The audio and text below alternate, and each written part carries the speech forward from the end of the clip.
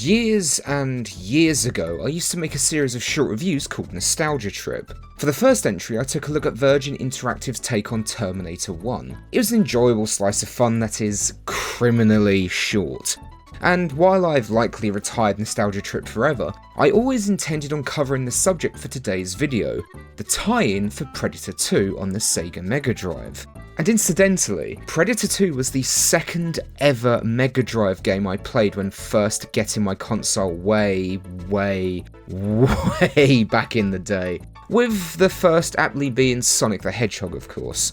Needless to say, I have a lot of fond memories for this title, but that huge nostalgia I have for it could be clouding my judgment. As stated, this is the video game tie-in to the film of the same name, which starred the awesome Danny Glover as Lieutenant Mike Harrigan of the LAPD as he tries to discover the identity of a murderer who's targeting rival gangs and police officers in the distant future of 1997. But anyway, we're not here to talk about the film itself, so let's just talk about the game, shall we? This intro, this main menu, brings back so many memories. Makes me feel really nostalgic just looking at it again, actually. The music, the screen panning past the city buildings and the Predator's heat vision, so many good memories. Right, let's stop beating around the bush, let's just get straight into the game, shall we? So, we hit the start button at...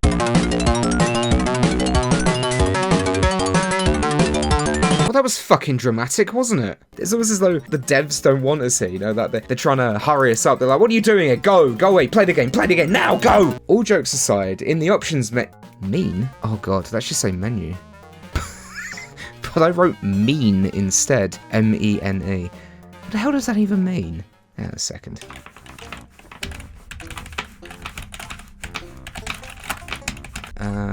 Many?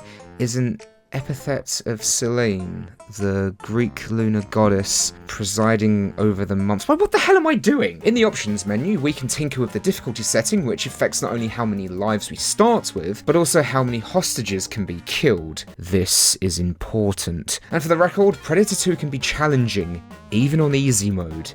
It really doesn't pull any punches at times. And, of course, there is a password feature, which means that there are cheat codes as well. And just for the record, I absolutely miss cheat codes. And Jesus Christ, that makes me sound so old. You know, if I was around during the olden times, I'd have already been married, had 4 children, and probably died of dysentery or something by now. Anyway, enough with that. I'm just going off on tangent upon tangent at this point. Let's just get straight into this thing properly, shall we?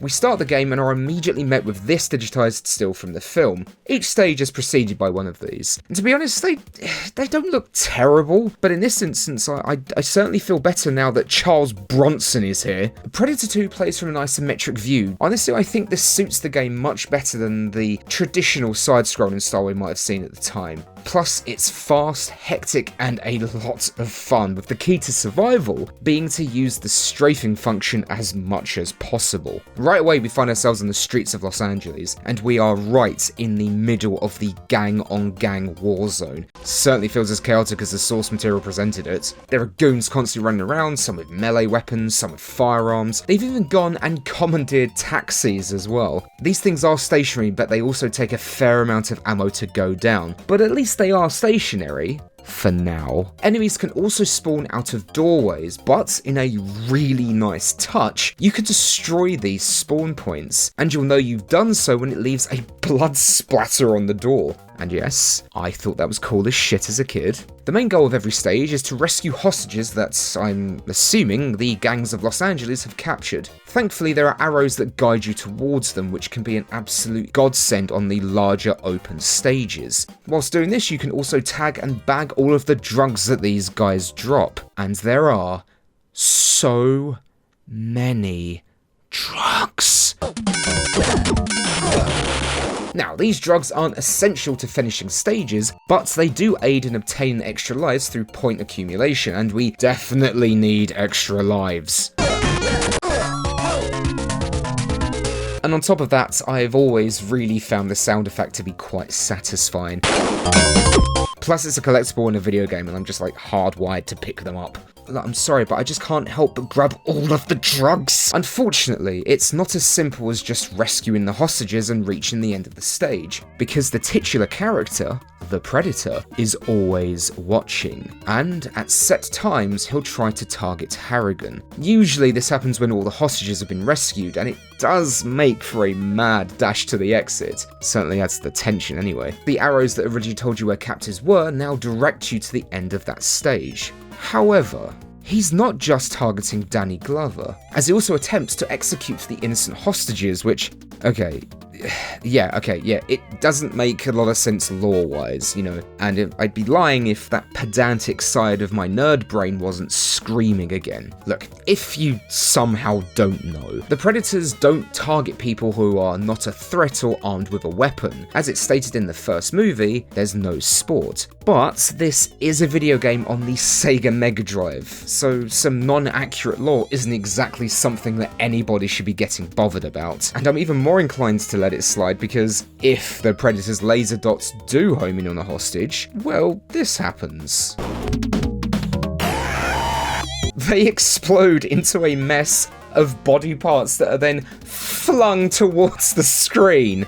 Oh my god, I mean, holy shit, that's pretty violent for a game in when did this come out? 1992! I'm surprised this wasn't a bigger deal at the time, but just look at it! There's individual bodies, is that a spleen? And on top of that, the noise these people make when they're exploded, again, for its time, is pretty unsettling. Now, you are allowed a few slip-ups, but if the Predator executes too many, then it's game over, no matter how many lives you have. Oh, and if you're wondering what happens to Harrigan if we let the dots close in on him as well, this happens. And you know what? I am not in any way embarrassed to admit this, but when I was a child, this used to genuinely scare me. Now, give me a break. I was 4 or 5 years old at the time? And if anything, that helped to ramp up the tension even more when I was playing it. Just hearing that noise and seeing those 3 dots just gave me this unbelievable feeling of dread. It was great stuff, I loved it.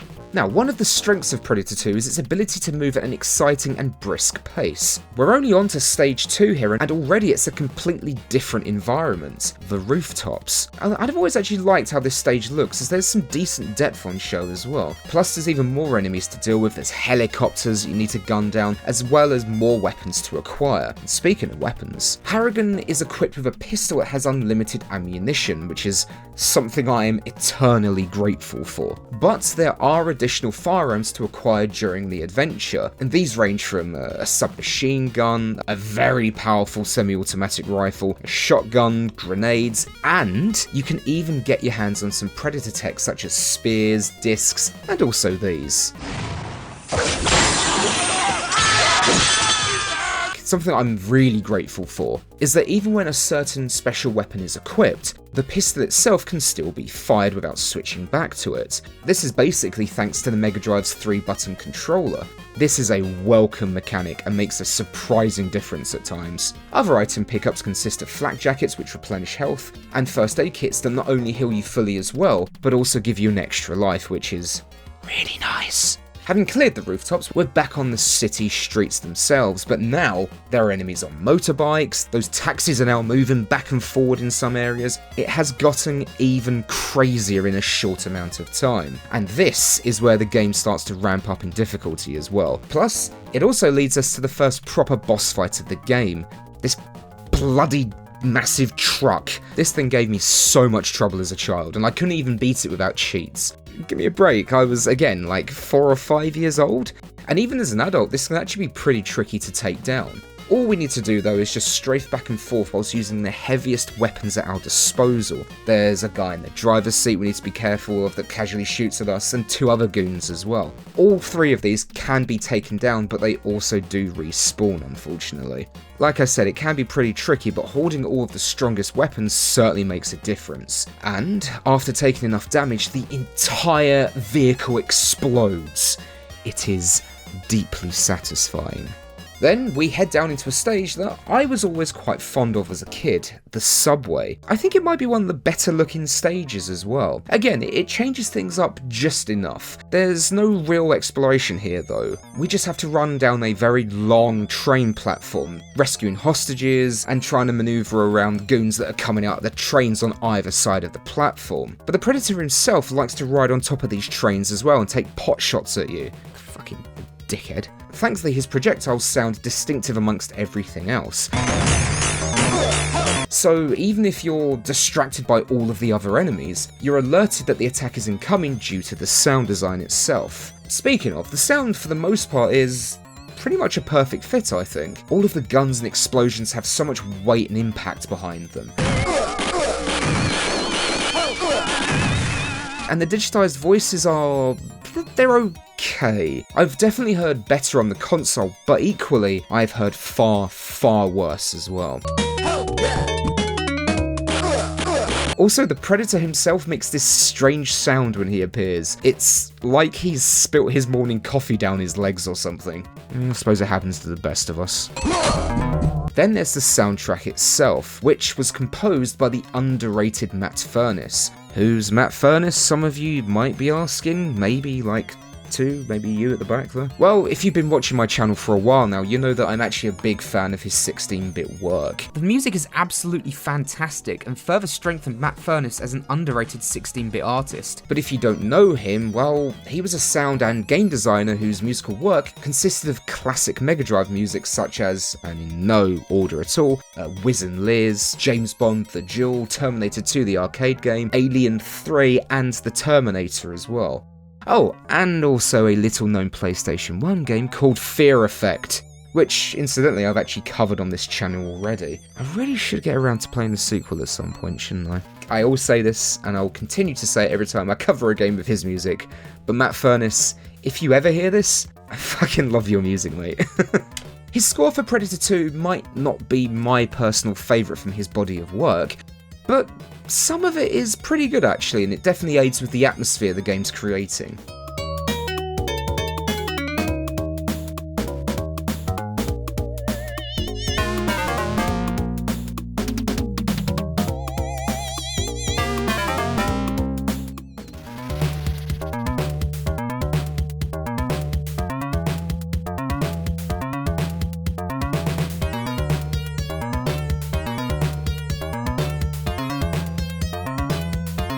So, we fight the Predator at the end of the subway stage before making our way to the slaughterhouse. Yet another unique stage in terms of visuals. And a really nice touch as well, the hostages here are actually the government agents as seen in the film. During the stage we'll also be getting more Predator tech as well, which is very welcome because we're going to need all the help we can get. After that, it's back onto the streets, and this time it is somehow even more chaotic. Honestly, it really feels like this situation has just spiraled out of control. And this final street stage is hard. It is easily one of the most difficult stages in the entire game. In fact, I think it might be the second most difficult, bar the final stage. There are even more gun-toting crooks, and there are a ton more vehicles driving around. You know, we've got the bikes, the cars, and now there's even helicopters landing in the streets. This entire city is falling apart. And I'm pretty certain some of the regular enemies take more gunfire to go down as well. And to top it all off, we have to fight that boss from stage 3 again. It certainly feels like a gauntlet. But unfortunately for us, things are only going to get more difficult. Because now, we find ourselves on board the Predator ship itself. And just like the Alien 3 game, a ton of liberties have to be taken here, as we will be gunning down dozens upon dozens upon dozens of Predators throughout this stage. And to make things even more difficult, there's these annoying turrets that like to pop out and take pot shots at you. I hate them. And once again, the stage looks unique from those previous, and for its time, very close to the set design of the film itself. And look at this, look.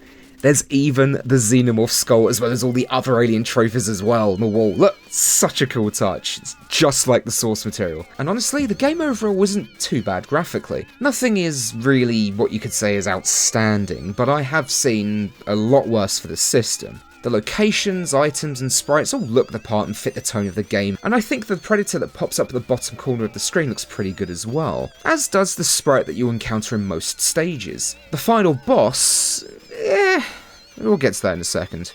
I died here so many times. The Predator enemies can often hide amongst the scenery, within the fog and the background itself, and ambush poor old Harrigan multiple times. So I went into the final stage with max lives at 9, having accumulated them all during the game. But by the time I reached the final boss, I was down to 6, which might not sound too bad, but I'd also been getting extra lives during the stage itself. Multiple.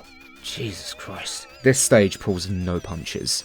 But, having saved all the government operatives held hostage on the ship for some reason, we're ready to take on the final boss, and...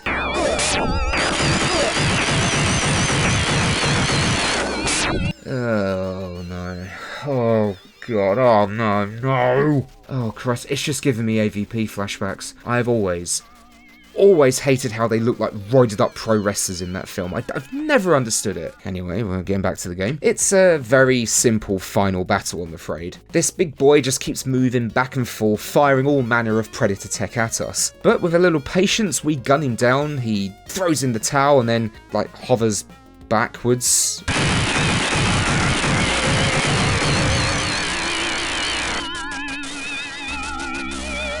But the day is saved. The rest of the clan arrive, the big boy himself throws Harrigan an antique gun, just like the movie. Then we get the closest thing to a cutscene here as Harrigan auto-runs from the ship as it begins to take off, before the poor bastard is just launched across the screen by the thrusters as it leaves Los Angeles. While it is short, I would be lying if I said I still didn't really enjoy it. It's the perfect game to pick up and finish if you have 30 or so minutes to spare. Now, if the game is too difficult for you, then there are a few cheat codes that you can enter using the password feature. When researching a little for this video, I noticed one of the codes labelled as rope mode, and I have absolutely no idea what this does. I entered it, and all it seemingly did was change the music on the main menu.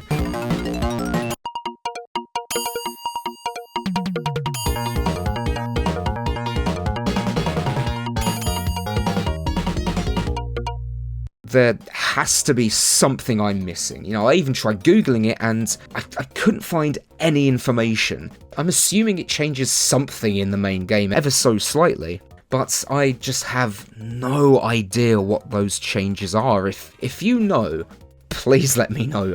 I'm desperate to find out. Now, originally I was planning on ending the video here, but instead I thought I'd have a quick look at the other games based on Predator 2. There's not many, unfortunately, and I don't personally think they hold a candle to this Mega Drive version either. The Game Gear and Master System had their own take. I thought it'd be a straight-up simplified version of its 16-bit cousin, and while there are quite a few similarities, this one's oddly enough an auto-scroller, and it's very bland. It's got different bosses, which is nice. It's not awful by any means, but it's also completely forgettable, which honestly I think can be worse in some cases. There are far, far better action games on the systems.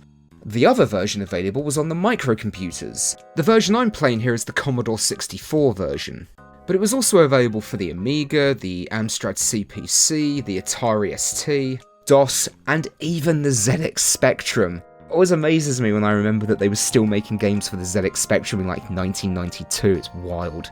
This is an on-rails shooter similar to Operation Wolf, Dynamite Duke, and even the Punisher game on the NES. Like the Master System variant, this is also okay. Rail shooters can be very hit and miss for me. But the Sega Mega Drive version, I'm still very fond of. I really, really enjoyed playing it again for this video. I loved it as a kid, and I still think it's pretty fun now. Again, it's not particularly long, but it also moves at such a fast and fun, frenetic pace. And if you've got half an hour to spare and you fancy a good challenge, then bump it up onto hard mode. I genuinely think you'll be pleasantly surprised. But what about all of you? Do any of you have any fond memories playing this? Are there any other movie licensed games that you'd like me to take a look at that, aren't terrible? Let me know in the comments below, and until next time, as always, take care of yourselves, and I'll catch you all later.